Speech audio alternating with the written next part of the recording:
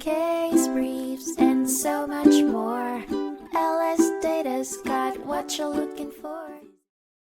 In the 1949 case of Apex Smelting Company v. Burns, the United States Court of Appeals for the Seventh Circuit tackled the issue of employer responsibility for actions of their employees, specifically when those actions fall outside the scope of their employment. The case originated when the plaintiff contracted with the defendants for the provision of armed guard services at their manufacturing plant. Tragically, a guard employed by the defendants intentionally set 3 fires on the plaintiff's property while on duty.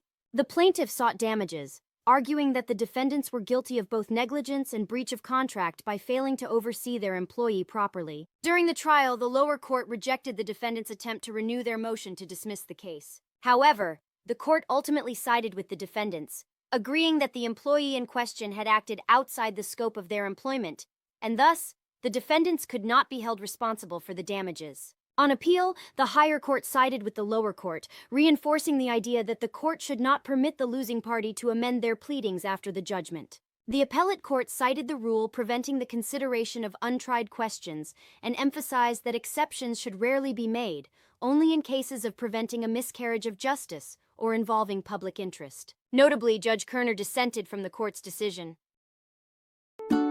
Case briefs, and so much more.